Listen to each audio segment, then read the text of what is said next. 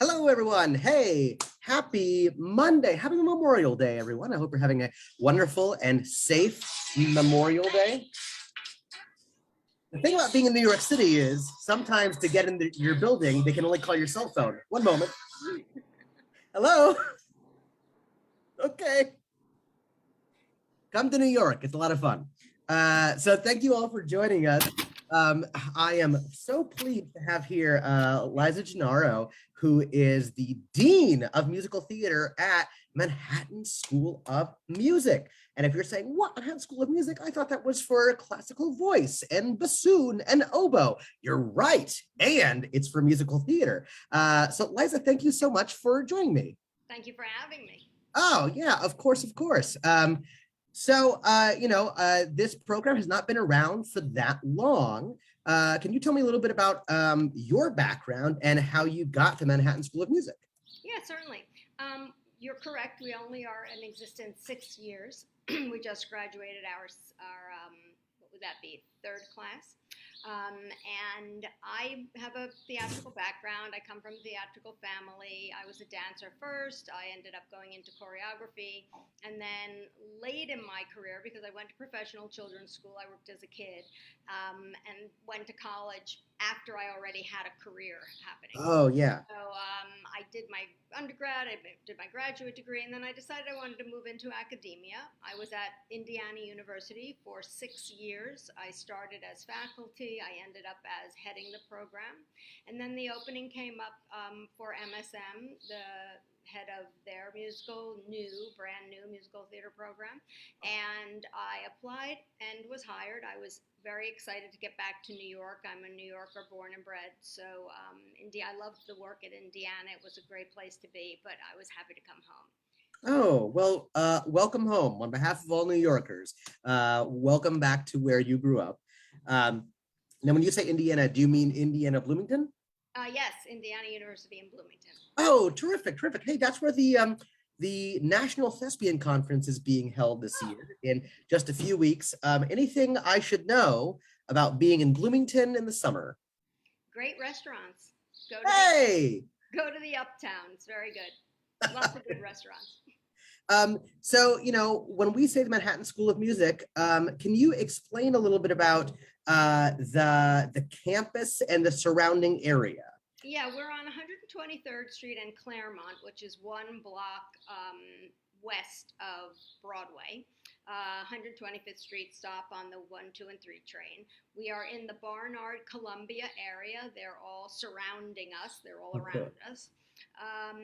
We actually have the opportunity, students can cross-register into Barnard as well. We can talk about that later.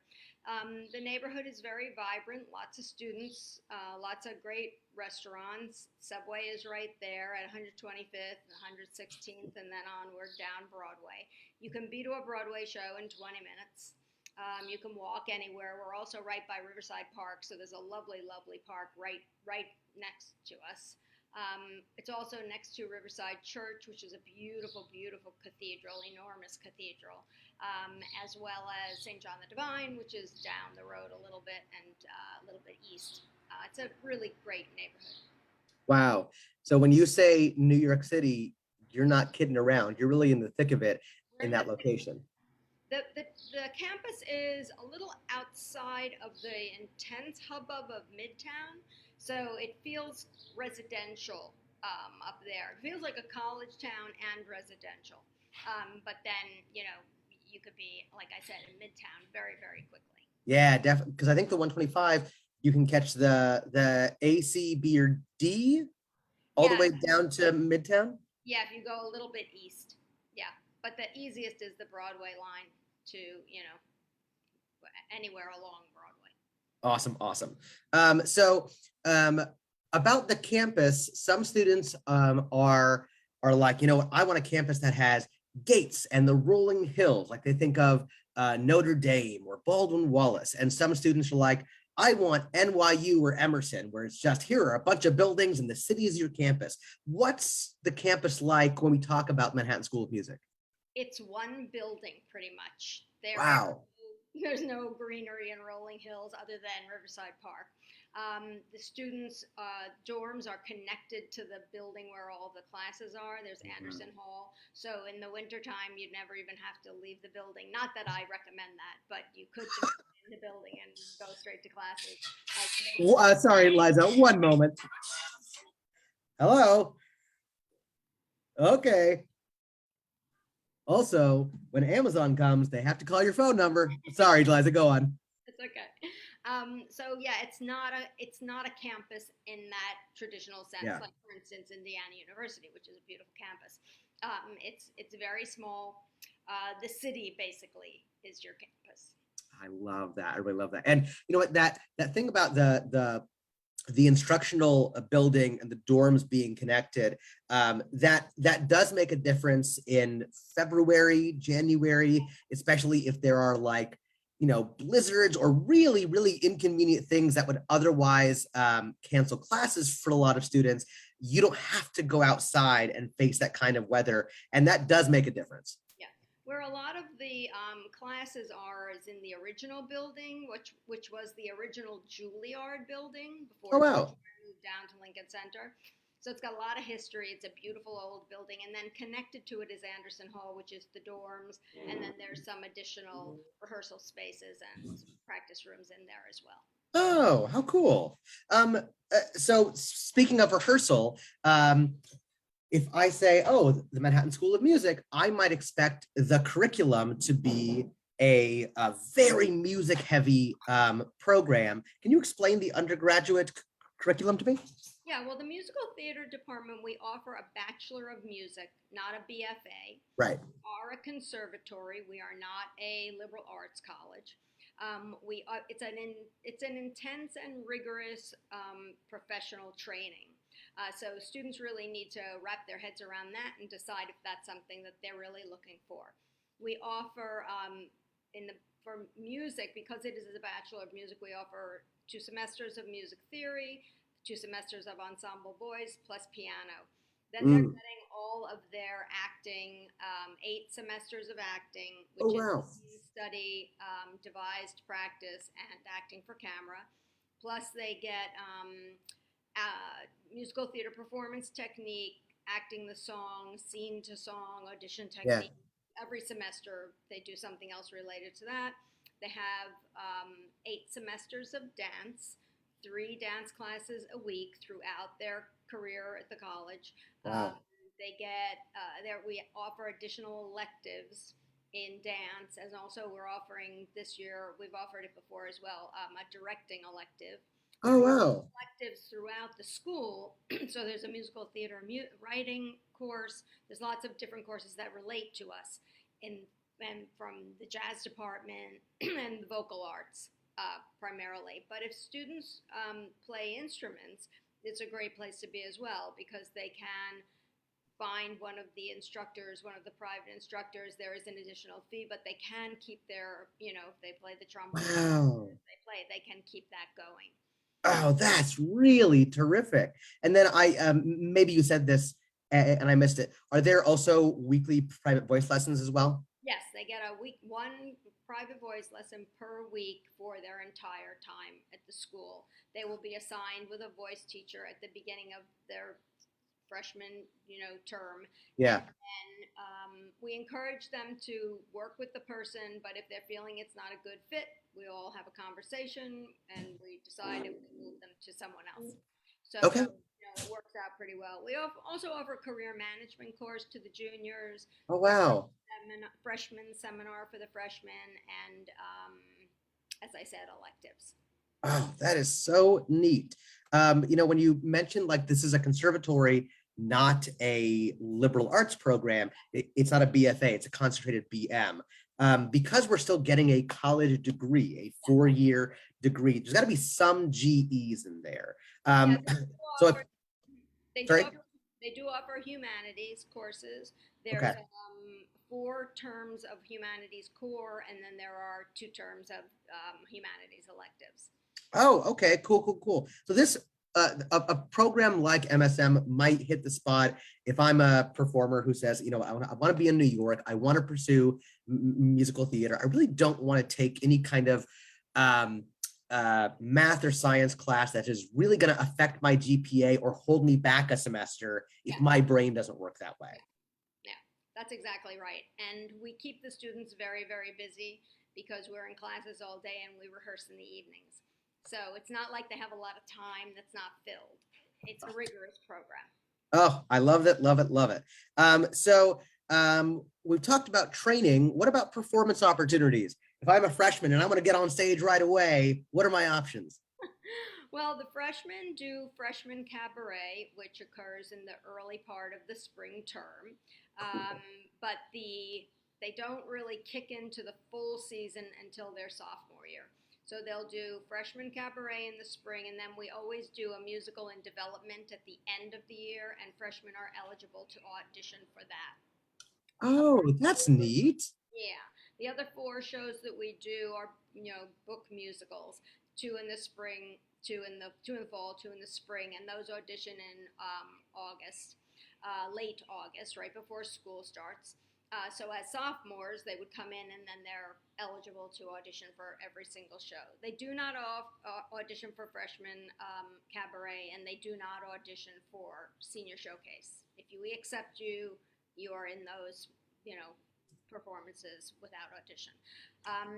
The performances a really strong suit of the school.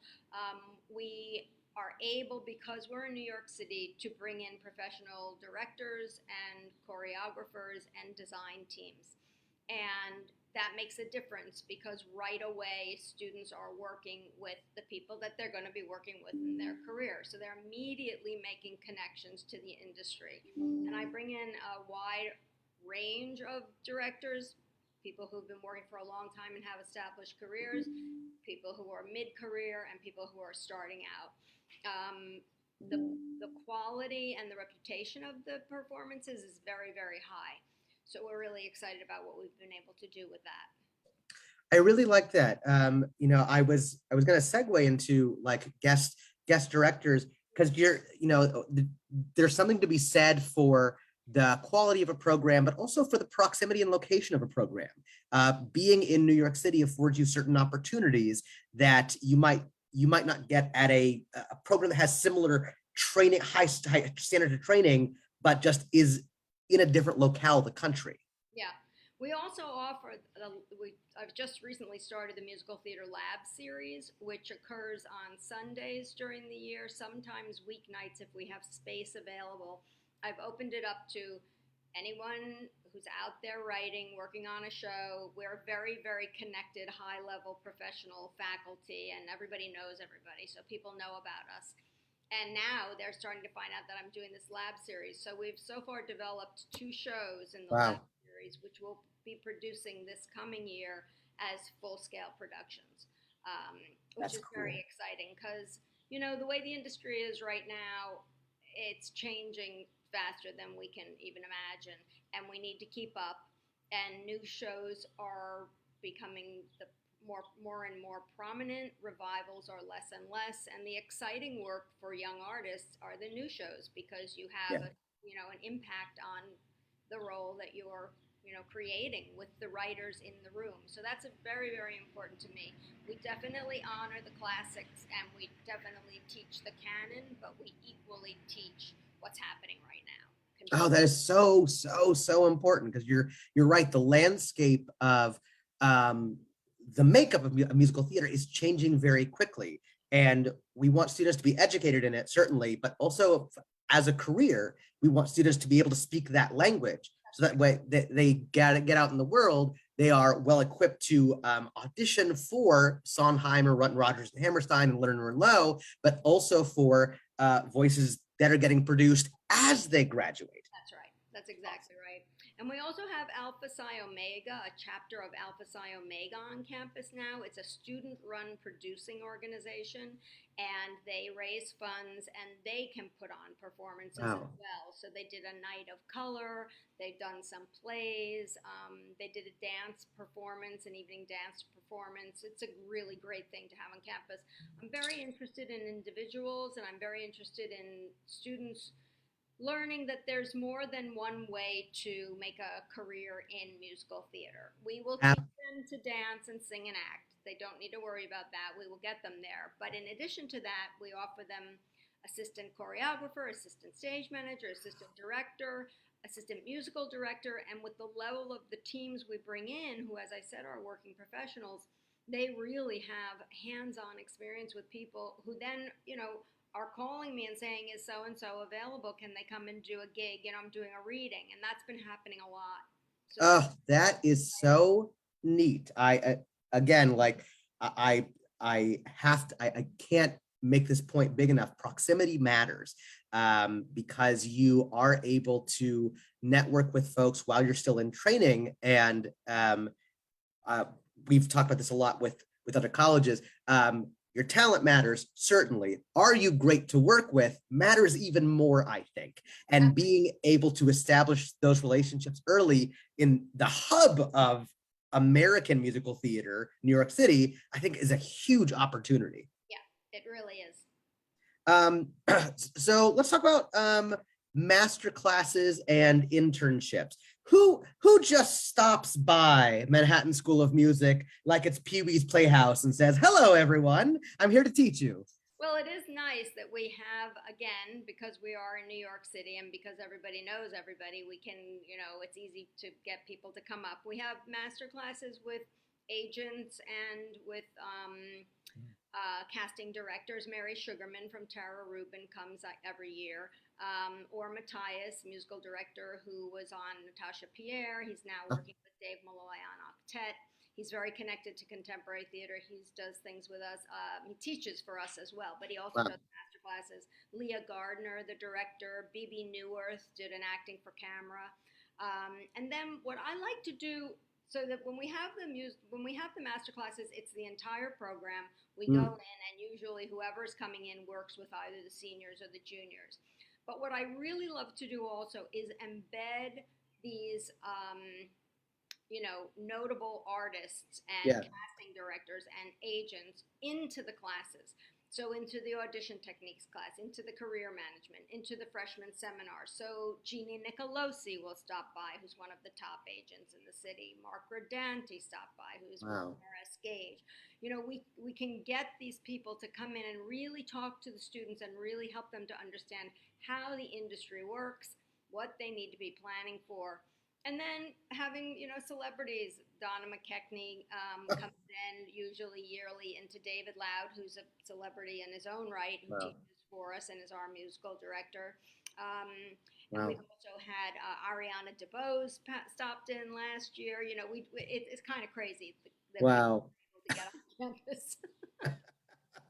Um, one of the things that a lot of my friends who went to BFAs talk about is being able to do internships over the course of the summer in like a casting office. Not that they went into casting, but it gave them a good example, a good life experience of, oh, this is how the actual world of casting goes, and it's less scary and it's more down to earth. Yeah. Well, MSM has a department. The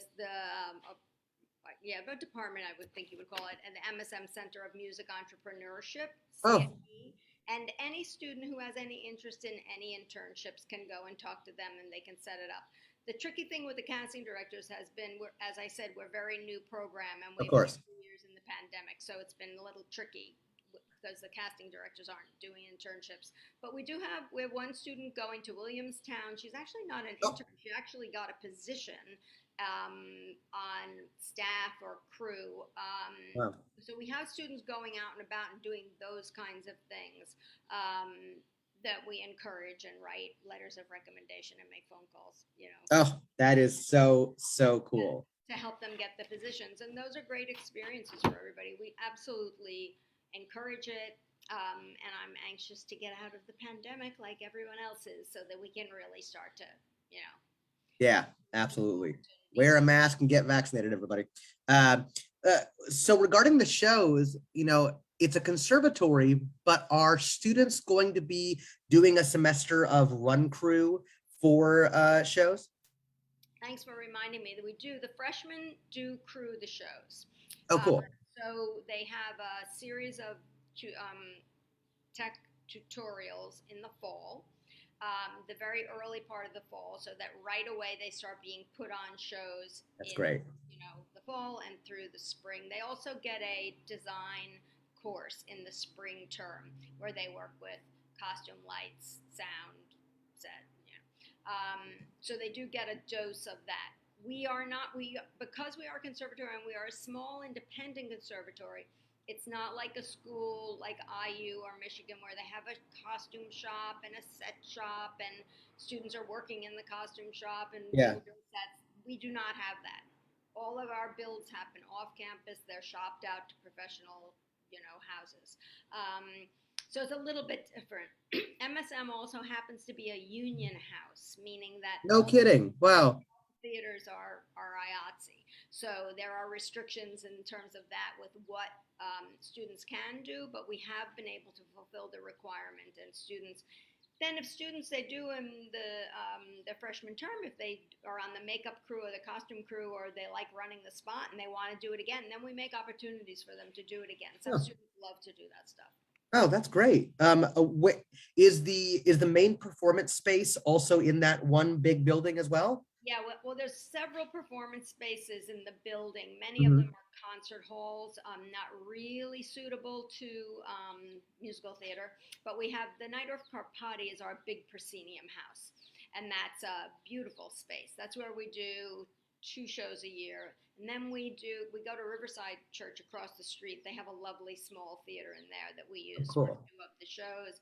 Then there's another kind of a black box space that we use for the musical and development. And then the Alpha Psi Omega shows kind of happen all around the school in different spaces. Is Alpha Psi Omega an actual Greek fraternity sorority that's theater based? I believe it is. I mean, we have we have a chapter of it Oh, wow. also. Wow, that would have been the one fraternity that I would have tried to pledge in college. I don't know if it's like I don't think it's like literally a fraternity, but I think it does tie into the Greek. Yeah, yeah, yeah. Um, that's so funny. If I find myself at Manhattan School of Music and I'm in New York for a reason, I want to do professional show business. What are the steps involved if I say, hey, you know what? You introduced me to this casting director and they invited me out to come audition for Beetlejuice. How do I need a permission slip from you? What do I do to audition for big shows? Yeah. If students are either called in for an audition or if they are just find auditions on the different, Yeah. people find these auditions that, we teach them how to do, then the student would come to me because normally it's going to conflict with a class. It would count as an absence from the class. So if you get too many absences, that's going to start to drop the grade. Yeah. But my feeling is if they want to take the absence, and they're going to be really good about attending classes otherwise, so that they don't build up absences, and they feel they want to give it a go, I salute them and they should go. My one big rule, and this is very important, is that they must not go to auditions just to see how far they get. They may only go to auditions if they fully intend to take the job if they get it. That's usually not a problem. But students have to really understand that because casting directors and creative teams work very hard to cast shows. And then if you've gone through a series of auditions and you get to the very end and the student says, you know what, I think I'm going to stay in school, that's bad. Bad for the Yeah. student and bad for Manhattan School of Music. Yeah. So make sure that they really understand that they have to take it seriously. If they want to go, they have my blessing, but they must take that job. And then if they do decide to take the job, they'll come back. They take a leave of absence for a full year. They'll come back with whatever term they left, and they'll be with the class behind them. I love that. Oh my gosh, I love that. I like your simultaneous approach of we support you, but only if you take it seriously. I really like that. Yeah. Um, so this comes up a lot, especially for students I have who are like coloraturas, or if I have a student who is like a countertenor. If I'm at Manhattan School of Music, can I take classes from the classical voice department? Can I audition for operas, et cetera, et cetera? The answer is very honestly no. And the reason is that the opera department has their students who they serve, and I have my Mm-hmm. students who I serve. If we start allowing my students to cast into their operas, that takes away, positions for their students and vice versa. Got it. We Totally. very much like to do a collaborative performance with opera, and the opera dean and I are in conversations about that. It's really Yeah. finding the time and the slot that we can actually squeeze it in, but it would be a wonderful thing to do, something like Street Scene or one of these kind of big shows. Yeah. Um, so we hope to do that in the future, but there really can't be a lot of cross pollination because each program is really serving their students. I mean, I promise my students that everyone will get in at least one show per year, I like that. and they usually get in more. So That's great. that's important. Yeah. Um, and to those who are watching and you're like, oh, but my daughter is an operatic soprano who loves musical theater.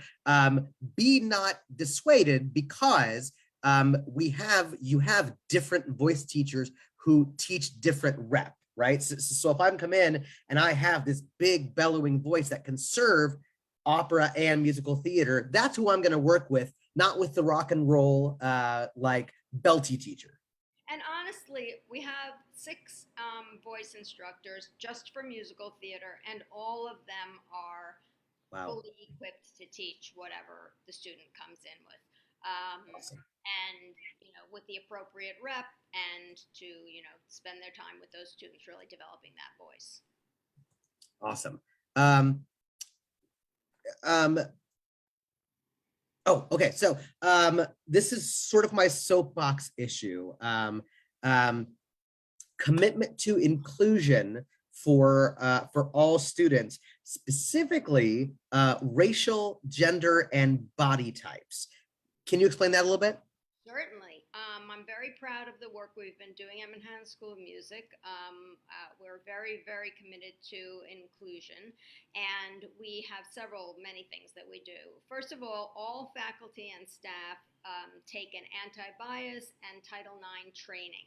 Great. And it's a very extensive training. I've been at a lot of institutions over the years, and I've done a lot of these trainings. I've never been at one that was as good as the MSM version. It Great. takes several days to do. You can't speed through it. And it's really very, very thorough. So that's a great thing. We practice inclusive casting in all of our shows.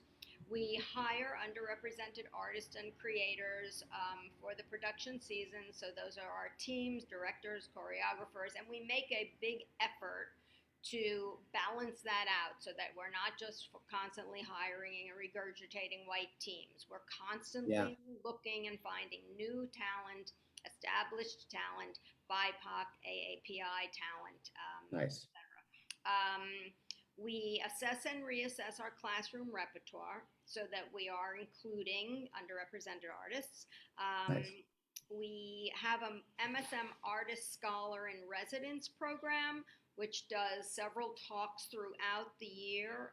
We were lucky enough to have Britton Smith as one of those. He's the president of Broadway Advocacy Coalition. Oh, cool. Wonderful, wonderful speaker and mentor to our Black students. Yeah. I have syllabi statements that really state very clearly what rep can be sung by who. That's developed over the last few years. And our casting breakdowns, we even take this down to our casting breakdowns and making sure that we're writing the casting breakdowns inclusively with correct gender pronouns and Nice. naming the vocal range rather than soprano. Yeah. We've done an enormous amount of work on this. There's always more to do. but I'm feeling good about what we've done so far, and I'm on many committees at the school. But one of the things that we are required to do is assess every year, do assessment of the program, and a big part of it is the cultural inclusion.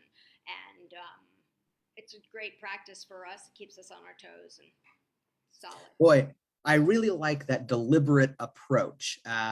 Everything you said takes work, takes labor to seek out and reassess.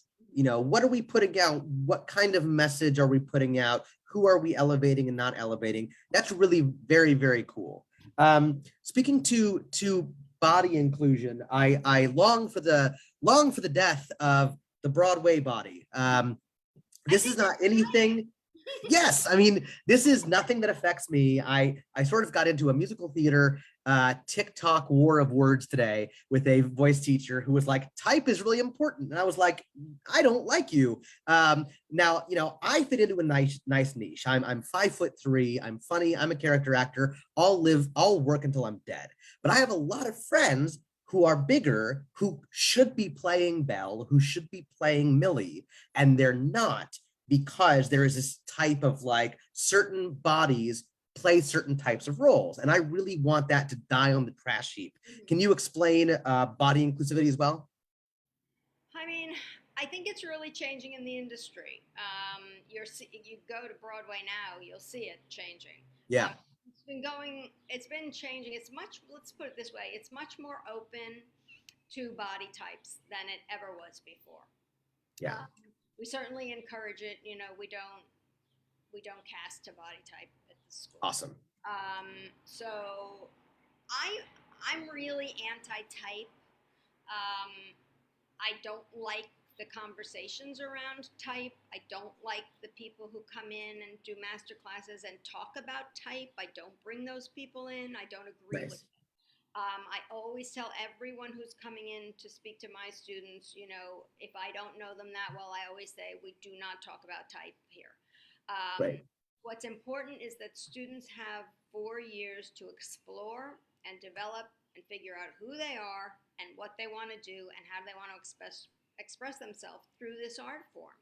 And Right. I'm interested in creating musical theater artists.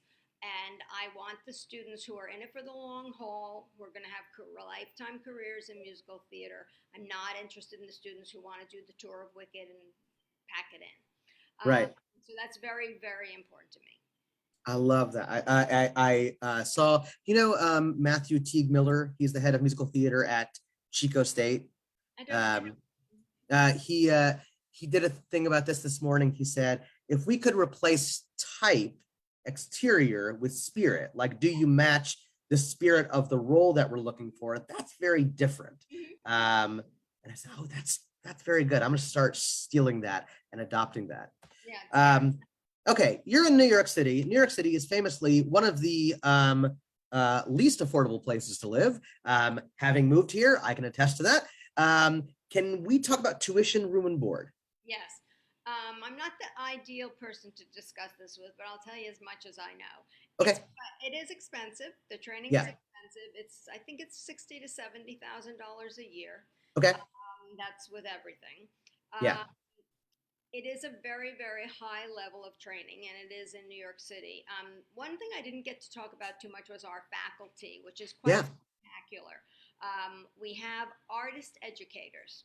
So they are people who have active careers in the field right now. We have multiple faculty who are Tony Award nominated, Tony Award winners. Wow. People who are out, working around the country in television and film.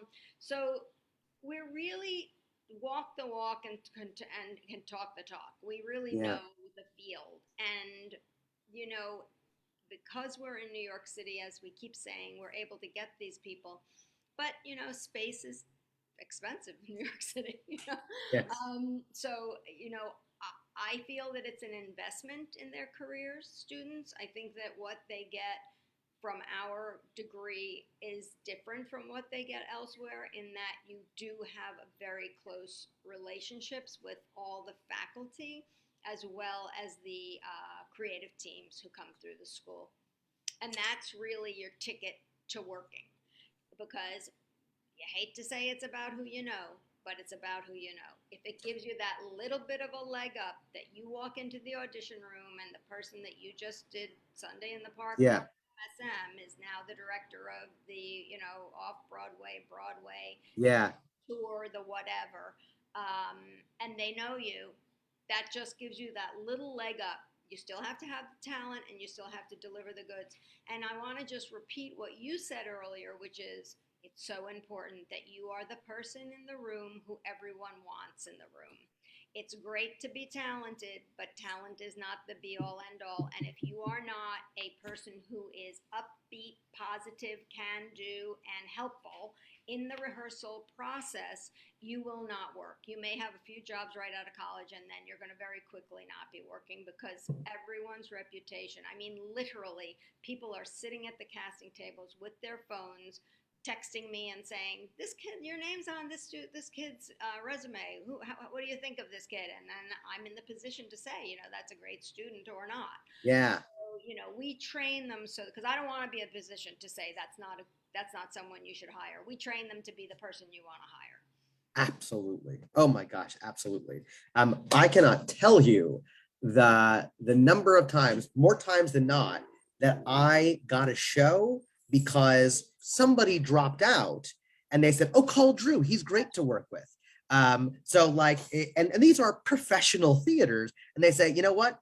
You didn't book the job, but we'd love to work with you." And like that shows a certain amount of resilience to work in the industry if people enjoy working with you, because especially if they have to work with you for 4, 5, 6 weeks, I'd rather work with someone who's great to work with than someone who's incredibly talented, but it's like, oh, when's rehearsal over? That's right. That's exactly right. Well, awesome. Do you know off the top of your head if MSM offers any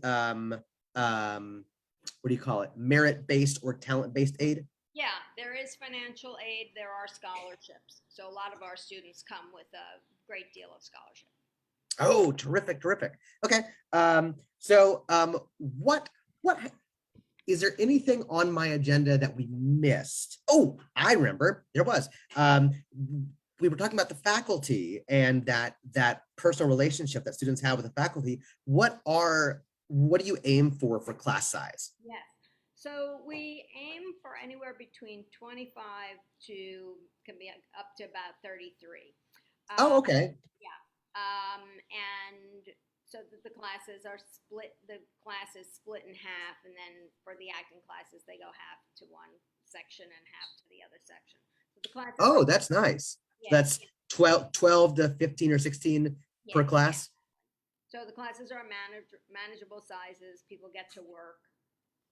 That's terrific. Okay, great. Awesome. Liza, I don't have any questions in the comments yet, but if you are watching this in the replay and you're like, "Oh, I missed it," which I know many of you did because you messaged me and said, "Please have a replay available." Ask those questions in the comments. If I don't know the answer off the top of my head, I will contact Liza, and then she will get the answer for me so that I can help you out. Oh, I remember. Of those 25 to 33, do you have any room for transfers? Yes, I will take transfers into the sophomore class, but not beyond. Oh, of course. So if a student is a junior somewhere and wants to come, they would have to come into either the freshman or the sophomore class. Or if someone's a freshman and wants it, then they go straight into sophomores. Oh, awesome, awesome, awesome. Hey, if you are watching this and you're like, "Oh my gosh, I love the Manhattan School of Music," Drew, you are such a fountain of educational value. First of all, thank you. Second of all, hey, don't forget, we are still enrolling for the summer intensive in Orange County, California through June 10th. You can work with 10 different colleges, a variety of reach and fit and safeties on your monologues, on your songs. Get to know these professors before you audition for them. It's going to be a week in Orange County. And at the end of it, guess what? I'm taking you to Disneyland. You do not want to miss it. It's going to be a blast. And on Friday, we are talking to the director of musical theater at U of Wisconsin Stevens Point, one of the newer programs that is so freaking affordable. I can't even stand it. But if you want to hang out with me in New York City, some people in the comments have already said Manhattan School of Music is now added to our list. Yahoo! I love it. I love it. I love it. Liza, thank you so much for hanging out with us. Yeah, please. I would urge everyone to go to our website, the MSM Musical Theater website. We have photos from many of our productions. We also have video from a contemporary musical theater review that we did last fall called Missed Connections. And there are about 5 videos, and you get to see the level of our students. It's quite spectacular, and the level of the production values. I would highly recommend that. And then pictures from all the productions, as well as the faculty page. You can read the bios of all of our faculty. Oh, terrific. Yeah, I'm going to put that link to the website in the comments here. So all you have to do is click on that. That is so exciting. Thank you again, Liza. I really, really appreciate it. So welcome. Thanks, everyone. Take